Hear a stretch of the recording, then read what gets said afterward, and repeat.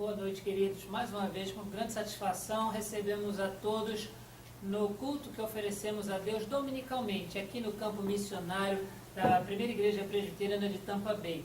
Campo missionário da Igreja Presbiteriana Jardim das Oliveiras, do Presbitério de Magé, no Rio de Janeiro, e tendo iniciado o nosso trabalho desde o dia 1º de fevereiro de 2014, Deus nos tem concedido o privilégio de usar as instalações da St. Petersburg Presbyterian Church para realizar as nossas atividades. Durante esta semana, aqui nos Estados Unidos, há uma movimentação muito grande, principalmente por parte dos cristãos, porque estamos entrando no que inclusive é um feriado chamado Thanksgiving. No Brasil, nós chamamos de Dia de Ação de Graças, onde as pessoas normalmente se reúnem com famílias para lembrar as coisas que têm recebido de Deus. É claro que da mesma forma que no Brasil, o comércio ele tenta se apropriar desta data para vender os seus produtos, inclusive depois da quinta-feira, que é o feriado, haverá aqui o Black Friday, onde o comércio vai tentar empurrar um bocado de mercadoria que não vendeu durante o ano.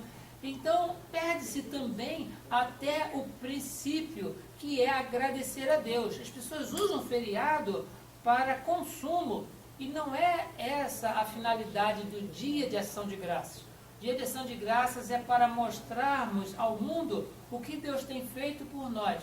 Mas nós também sabemos que, graças a Deus, no Brasil, as igrejas se reúnem com esse objetivo, com esse propósito, e são oferecidos a Deus, efetivamente, cultos de gratidão pelo que Ele tem feito nas nossas vidas, onde destacamos que a melhor bênção que temos recebido do Senhor é a salvação em Cristo Jesus. Durante todo o ano, mais uma vez lembrando, temos trabalhado sobre o tema de crescer no conhecimento de Deus e também na graça recebida. E hoje, neste domingo, dia 22 de novembro de 2015, nós vamos trabalhar sobre um dos recursos que nós utilizamos no culto a Deus, que favorece o nosso crescimento. Igual uma criança que chega ao mundo e ela precisa de alimentos que favoreçam o seu desenvolvimento. No culto a Deus, nós temos vários elementos, e um desses elementos, ou um desses recursos que nos auxiliam no nosso desenvolvimento espiritual, está na epístola do apóstolo Paulo aos Colossenses, no capítulo 3, e nós estaremos lendo a partir do verso 12. O texto, ele traz por título que as virtudes devem ser cultivadas. E nós lemos assim a epístola do apóstolo Paulo. Revesti-vos, pois, como eleitos de Deus, santos e amados, de ternos afetos de misericórdia e bondade, de humildade, de mansidão, de longanimidade. Suportai-vos uns aos outros, perdoai-vos mutuamente, caso alguém tenha motivo de queixa contra outro. Assim como o Senhor vos perdoou, assim também perdoai-vos. Assim de tudo isso, porém, esteja o amor, que é o vínculo da perfeição. Seja a paz de Cristo o árbitro em vosso coração, a qual também foste chamados em um só corpo, e sede agradecidos. Habite ricamente em vós a palavra de Cristo, instruí-vos e aconselhai-vos mutuamente em toda sabedoria, louvando a Deus com salmos e hinos e cânticos espirituais com gratidão em vosso coração. E tudo o que fizerdes, seja em palavra, seja em ação, fazei-o em nome do Senhor Jesus, dando por ele graças a Deus. Estaremos abordando nesta noite a contribuição da música para a nossa edificação, para o nosso crescimento no culto a Deus. Sabemos que a música ela serve para expressar sentimentos e é utilizada por vários setores da sociedade. A música, ela não é exclusiva do trabalho cristão, do serviço cristão, do culto a Deus. Existe música para todo tipo e gosto. Algumas músicas, mesmo com tipos e gostos diferentes fora da igreja, reconhecemos que ela é de muito mau gosto, porque ofendem, tem palavras inadequadas, palavras que nós pais não ensinamos para os nossos filhos, e as músicas, elas vão entrando dentro da nossa casa, dentro do ouvido dos nossos filhos, trazendo uma grande dificuldade depois no seu crescimento, no seu aprendizado, na sua interação. Mas a música, ela expressa sentimentos. E nós, sabendo que ela tem essa atividade, ela tem desse desenvolvimento, nós a utilizamos no culto a Deus. Mas qual é a música que edifica? Qual é a música que pode trazer-nos um efetivo crescimento, um efetivo desenvolvimento? Eu sou criado em lar evangélico e tive a oportunidade, o privilégio de ter meus pais como pessoas que trabalhavam com coral, trabalhavam com música. Minha mãe, ela tem curso de canto, ela sabe tocar o piano, meu pai já foi regente de coral, e os dois criaram os filhos nesse envolvimento, e nós sabemos o que significa uma música boa e uma música ruim, não apenas pela sua modalidade, pelo seu ritmo, mas principalmente pelo seu conteúdo. E quando nós pegamos uma música dessa, né, que por mais melodiosa que seja, o seu conteúdo ele é impróprio para prestar culto a Deus, certamente ela não é uma música que edifica. Por isso, nós temos tido várias dificuldades na igreja evangélica brasileira, e tenho certeza que aqui também na igreja evangélica americana, porque muitas pessoas estão vivendo economicamente da música, estão gravando, estão vendendo, estão cobrando para as suas chamadas apresentações, os seus chamados shows gospel, e esse tipo de viés econômico, que acaba sendo um substituto de um emprego, de uma qualificação profissional, tem diluído no culto a Deus o conteúdo daquilo que edifica a nós e glorifica a Deus. O apóstolo Paulo, quando escreveu essa epístola aos Colossenses, ele tinha também por finalidade, nós vimos pelo título, de que as pessoas cultivassem virtudes. As virtudes são coisas boas que nos ajudam, que nos fazem bem relacionar. E o apóstolo Paulo, ele não fala somente das virtudes no relacionamento horizontal, mas fala também das virtudes quando a gente se refere ao nosso relacionamento com Deus. E ele usa, inclusive, a música como um veículo de facilitação, como um recurso de ajuda para que o nosso relacionamento com o nosso próximo e com Deus ele seja o melhor possível, ou seja, que edifique.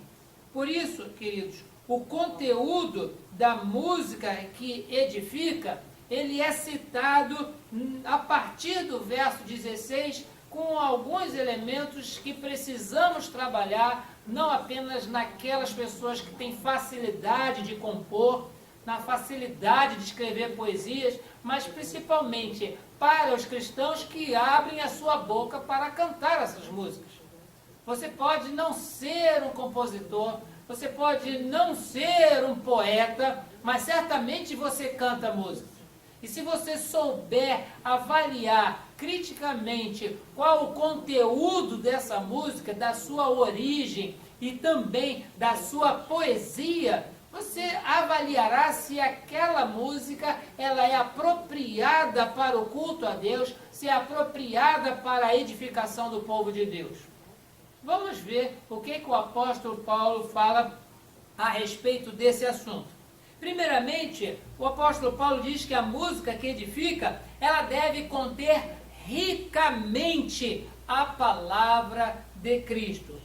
diz o verso 16, logo no seu início, habite ricamente em vós a palavra de Cristo.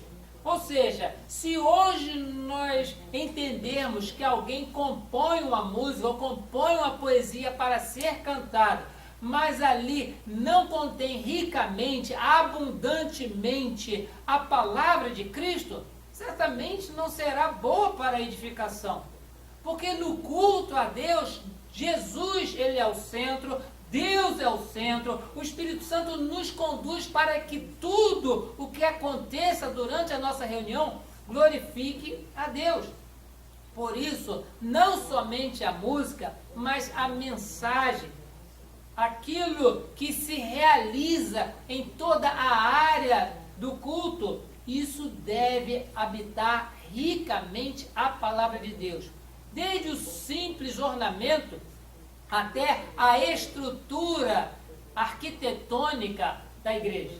Nós sabemos que hoje em dia, pela facilidade e liberdade religiosa, nós podemos erigir locais de reunião, de culto a Deus com aparência de igreja.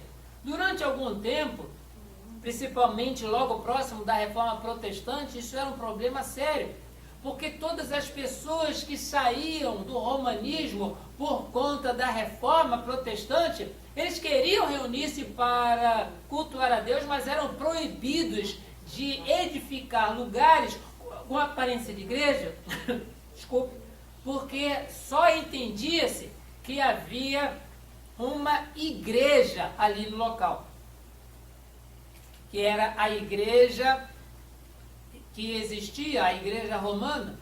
E quando o evangelho se espalhou para todos os lugares, inclusive chegando no Brasil, nós também tivemos essa dificuldade. Porque se nós lembrarmos, quando chegaram os navegadores de Portugal, levaram também a Companhia de Jesus, e Padre José de Anchieta, ele chegou lá, a primeira coisa que ele fez foi descampar, colocar uma cruz e construir aquilo que a Igreja Católica Apostólica Romana entendia ser o correto. Vamos fazer a catequese com os nativos, vamos fazer a catequese com quem aparecer. E a Igreja Romana, ela foi se espalhando também no novo continente descoberto. Mas nós queremos aqui, irmãos, também dizer que o protestantismo, quando chegou, enfrentou dificuldades. Por isso que a arquitetura deve conter ricamente a palavra de Cristo. A música deve conter ricamente a palavra de Cristo. A pregação deve conter ricamente a palavra de Cristo. A nossa vida ao serviço de Deus, ela deve conter ricamente a palavra de vida, a palavra de Cristo. Porque quando aquilo que nós oferecemos para Deus, por mais bonito que seja, se não contiver ricamente, não é um pouco, não é o bastante, mas diz o texto, ricamente a palavra de Deus, isso não vai edificar nem as pessoas ao nosso redor, muito menos agradar a nosso Deus. Por isso, esse é o primeiro ponto que o apóstolo Paulo menciona a respeito do tipo de música que pode ser utilizada para a edificação. Primeiro, que habite ricamente a palavra de Deus. Segundo ponto, irmãos, que o próprio texto também nos sugere, é que a música que edifica deve conter instrução para os ouvintes e participantes.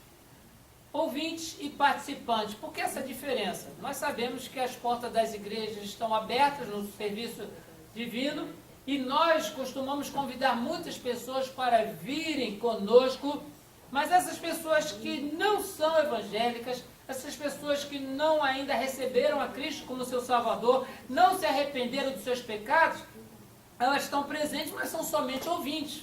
Elas estão paradas, estão sentadas, estão de pé, se tiver instrução, lerão um ou outro texto que for sugerido pelo dirigente, mas são somente ouvintes. Mas também temos os participantes. Então, quando a música ela é colocada dentro da sua composição musical e a sua poesia, diz o apóstolo Paulo que além de conter ricamente a palavra de Cristo, ela também deve ser usada para a instrução dos ouvintes e participantes. Diz assim: em vós habite ricamente a palavra de Cristo e instruí-vos. Instruí-vos. Ou seja, a música, ela deve conter a história do Antigo e do Novo Testamento, a história dos personagens e aquilo que ocorreu com eles, a fim de que as pessoas que acham que não tem tempo, o tempo que nós temos vivido, os nossos dias são muito corridos, e as pessoas que acham que não tem tempo para ler a Bíblia, elas serão instruídas através da música que cantam. A música, ela sugere isso, e nós temos no nosso inário uma música muito interessante que diz assim: conta-me a história de Cristo, grava no meu coração, conta-me a história inaudita de graça, paz e perdão. Conta como ele veio no mundo morar e pelos pecadores ele veio a sua vida derramar. Queridos, que maravilha! É uma música que instrui e vai dizendo em cada estrofe desse hino como é que aconteceu períodos específicos da vida do Salvador. É um hino que edifica, é uma música que edifica.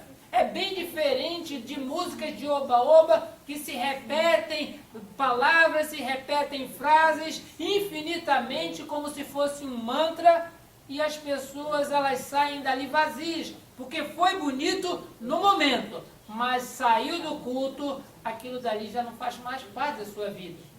Entrou no ouvido, ocupou o local do sentimento, mas não ocupou o local da instrução.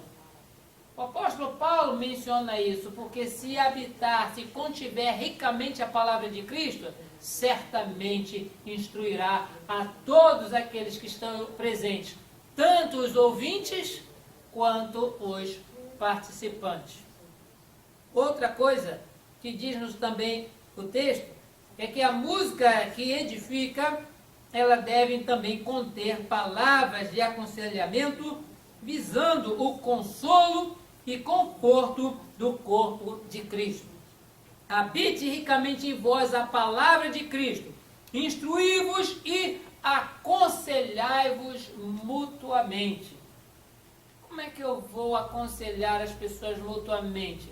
Eu não sou psicólogo, não sou terapeuta, não sou psicanalista, não tenho cursos de estudo de comportamento alheio, mas eu sei que determinadas músicas sendo entoadas, elas promovem conforto, promovem consolo para o coração daquele que está servindo a Deus no momento do culto. Sim, queridos, é maravilhoso. Nós temos uma infinita relação de músicas que trazem paz, que trazem alívio. E uma delas que nós sempre lembramos também, quando falamos sobre isso, diz assim: não desanimes, Deus proverá, Deus cuidará de ti. Isso é uma música que conforta o coração.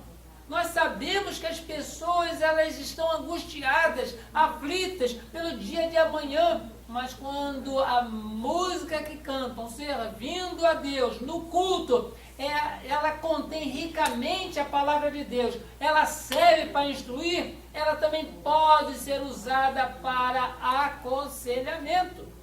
E nós damos graças a Deus, porque o Espírito Santo, ele inspirou pessoas para, de forma poética, escreverem letras de cânticos sagrados e também outros para compor a melodia, que juntos, tanto a melodia quanto a poesia, fazem com que o povo ele seja edificado.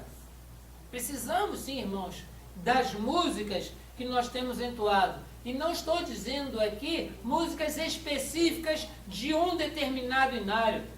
Nós, da Igreja Presbiteriana do Brasil, nós somos uma igreja histórica, somos uma igreja de origem reformada, temos uma base doutrinária firme, assim como também as outras igrejas co-irmãs históricas. Mas nós temos visto que podemos usar também no serviço divino os chamados cânticos contemporâneos. Ou seja, os cânticos que não estão necessariamente trazidos da história do século passado. São maravilhosos, esses hinos são, devem ser cantados sim, mas isso não é um impedimento para que novas canções, novos cânticos sejam introduzidos, conquanto que neles contenham ricamente a palavra de Deus, e neles contenham também instrução e consolo para o coração do aflito. Nós estamos vendo que há uma versatilidade muito grande. Nós defendemos que toda a música que contenha esses elementos, elas podem ser usadas para o serviço a Deus e para a nossa edificação. Rejeito sempre, sim, qualquer música, mesmo tocada com violino, com piano, como é gosto de alguns, mas que o seu conteúdo não me aproxima de Deus, que o seu conteúdo não me faz crescer espiritualmente. Por isso que às vezes nós precisamos ser bem equilibrados quando nós escolhemos as músicas para entoar no serviço divino, porque elas precisam conter ricamente a palavra de Deus, elas precisam trazer instrução e conforto. Outra coisa que o apóstolo menciona aqui é que a música que edifica deve ter também a autoridade do nome de Jesus. Ou seja, em outras palavras, Jesus cantaria a música que nós estamos cantando? Jesus cantaria com essa melodia, Jesus estaria envolvido desta forma? Se ele veio aqui para trazer a palavra do Pai, tanto que se identificava com o próprio Pai, certa vez no Evangelho de João, no capítulo 14, um discípulo chegou: Senhor, mostra-nos o Pai, isso nos basta. E Jesus respondeu ao seu discípulo: eu tenho estado com vocês há tanto tempo e vocês não têm conhecido o Pai? Quem vê a mim, vê ao Pai. Ou seja, o que nós vemos em Jesus, nós vemos em Deus. Por isso que a música que edifica, ela deve conter a autoridade do nome de Jesus, porque é como se Jesus estivesse cantando as músicas que nós estamos cantando. Tanto do inário, quanto nos cânticos espirituais, tanto nos salmos e etc. Nós sabemos que só terá validade para a nossa edificação se contiver a autoridade do nome de Jesus. Estou falando autoridade, não estou falando palavra de Jesus. Porque alguém assim pode pensar: não, eu vou compor uma música, vou colocar um pouquinho de Jesus, um pouquinho de Deus, um pouquinho de aleluia, um pouquinho de termos evangélicos ou gospel, e isso vai passar a ser cantado na igreja? Não vai não, meus irmãos, não vai, porque não traz autoridade do nome de Jesus. É a mesma coisa. Nós sabemos que no Evangelho de João, também no capítulo 15, o próprio Jesus diz: tudo quanto pedirdes ao meu Pai em meu nome, isso lhe será concedido. O que significa? Que nós pedimos a Deus aquilo que Jesus pediria. É isso que significa o nome de Jesus. Não é uma palavra-chave, não é uma palavra de mágica, onde eu posso pedir: Senhor, faz com que chova amanhã para eu não trabalhar na segunda-feira em nome de Jesus. Isso é um absurdo. É um absurdo, porque a pessoa está usando o nome de Jesus num contexto equivocado, blasfemando, inclusive mencionando que Jesus tem que fazer os seus gostos, sua vontade, por causa de malandragem. É uma palavra forte, mas precisa ser dito. Mas acredito que no mundo que nós estamos vivendo, mundo onde os espertos vão aparecendo em todos os lugares, pessoas: amanhã é segunda-feira, estou com vontade de não trabalhar, Jesus, faz com que amanhã chova, que tenha uma greve geral, e vai fazendo esses pedidos. É claro que não será atendido. Não é a palavra Jesus, mas é o nome de Jesus, é a autoridade do nome de Jesus que vai fazer com que a música traga edificação para nós. Lembremos, irmãos, que todas as pessoas que não têm esse compromisso, até no momento de expulsar demônios, conforme diz o texto do livro de Atos dos Apóstolos, quando determinadas pessoas chegaram para alguém que estava possuído por demônios, dizendo: olha, nós vamos te expulsar no nome de Jesus que Paulo prega, que o outro prega. E o registro bíblico diz que aquele demônio falou: olha, eu conheço o Paulo e conheço o Apolo, mas vocês eu não conheço não. E diz no texto que aquela pessoa, ela atacou aqueles pseudos cristãos e dominou-os de tal maneira que eles tiveram que sair dali com as vestes rasgadas e muito machucados. Porque não é a palavra Jesus, é a autoridade do nome de Jesus. E a música de que edifica deve conter esta autoridade. Aos meus queridos irmãos que se acham poetas e têm facilidade de tocar, nós fazemos severa recomendação. O que você tiver que compor, o que você tiver que escrever, se for para cantar no culto a Deus, se for para a edificação, deve conter a autoridade de Jesus. E você deve imaginar na sua mente Jesus cantando o que você vai compor. Jesus cantando o que você está escrevendo em poesia. Se nós não conseguirmos entender Jesus fazendo isso, não usa no culto a Deus, porque isso não será para edificação, não será para o nosso crescimento no conhecimento de Deus, e muito menos no conhecimento da nossa graça, da graça recebida. Por último, o apóstolo Paulo diz no verso 17 que a música que edifica, ela deve conter também gratidão a Deus por tudo que Ele tem feito. Diz assim: e tudo o que fizerdes, seja em palavra, seja em ação, fazei-o em nome do Senhor Jesus, dando por Ele graças a Deus Pai. A música que nós cantamos glorifica a Deus. A música que nós cantamos oferecem a Deus a nossa gratidão por tudo que Ele é e por tudo que Ele tem feito na nossa vida, apesar de pecadores que nós somos. Se assim procede, é uma música que deve ser cantada. E nós sabemos que, como recurso de edificação, a música ela deve ser usada. Eu admiro que haja alguém em alguma igreja entendendo que pode se reunir somente para orar, para ler a Bíblia e para ouvir estudo bíblico. Existe espaço para a música. A música ela não é algo anátema, algo amaldiçoado. Pelo contrário, bem usado é uma bênção.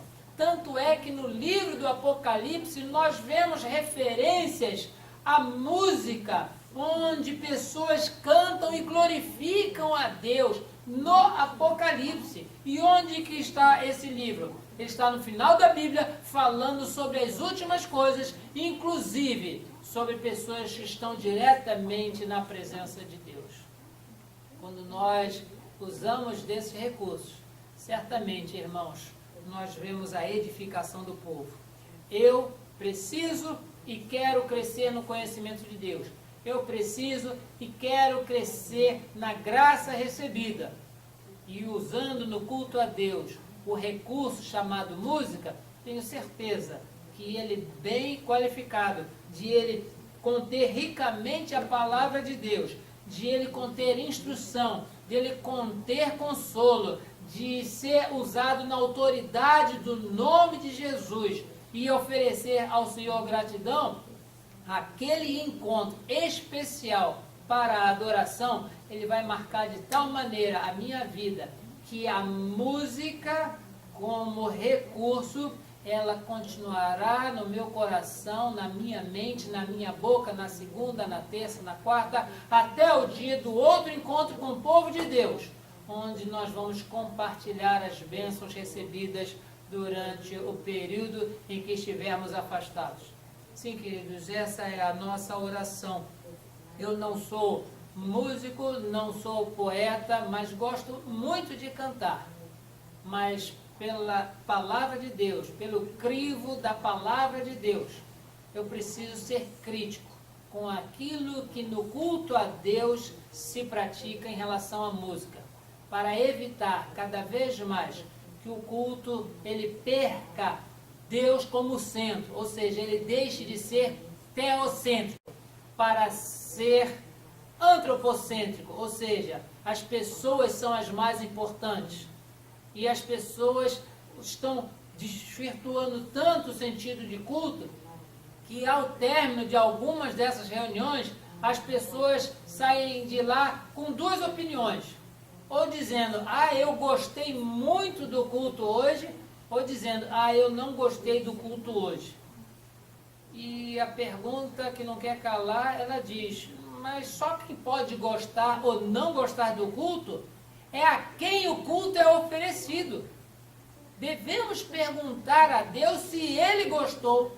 Devemos perguntar a Deus se ele não gostou. Se gostou, devemos melhorar e manter. Se não gostou, devemos retirar de uma vez por todas. Porque nós queremos estar na presença de Deus e não ter o seu rosto afastado de nós por causa da nossa oferta pobre, nossa oferta insensível, nossa oferta insincera que estamos oferecendo a Ele.